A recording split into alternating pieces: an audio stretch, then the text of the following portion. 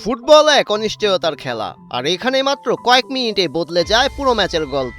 বিশ্বকাপের মঞ্চে সাউথ কোরিয়ার শুরুটা হয়েছিল ধাক্কা দিয়ে, তবে সেই ধাক্কাই যেন তাদের জাগিয়ে তোলে নতুনভাবে। পিছিয়ে পড়েও দারুণ প্রত্যাবর্তনে চেক রিপাবলিককে হারিয়ে বিশ্বকাপ অভিযান শুরু করেছে এশিয়ার টাইগাররা। মেক্সিকোর গুয়াদালাহারায় ম্যাচের শুরু থেকেই আক্রমণের ঝড় তোলে সাউথ কোরিয়া। বলের দখল, আক্রমণের ধার আর সুযোগ তৈরিতে ছিল তাদের স্পষ্ট আধিপত্য, কিন্তু গোলের সামনে বারবার ব্যর্থ হন তারকা ফরোয়ার্ড সন হিউং মিন। একের পর এক সুযোগ নষ্টে প্রথমার্ধ শেষ হয় গোলশূন্য সমতায়।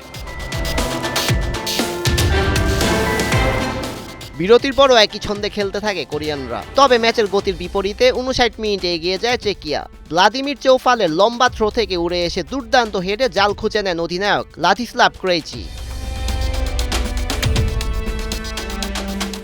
তবে গোল হজম করেও দমে যায়নি সাউথ কোরিয়া, বরং আরও তীব্র হয় তাদের আক্রমণ।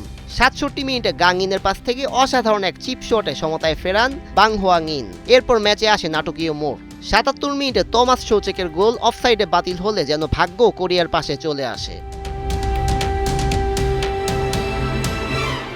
মাত্র 3 মিনিট পর ইনবমের নিখুঁত পাস থেকে হিউন গিউং এর শটে এগিয়ে যায় দক্ষিণ কোরিয়া। শেষের দিকে মরিয়া চেকিয়ার সব চেষ্টা ব্যর্থ করে দেন গোলরক্ষক কিম সং উন গিউ।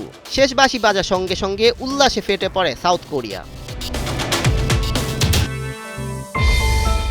পিছিয়ে পড়েও ঘুরে দাঁড়িয়ে পাওয়া এই জয় শুধু 3 পয়েন্ট নয়, বিশ্বকাপে বড় স্বপ্ন দেখার নতুন আত্মবিশ্বাসও এনে দিল এশিয়ার টাইগারদের। সৈয়দ রেজওয়ান রহমান, ৭১।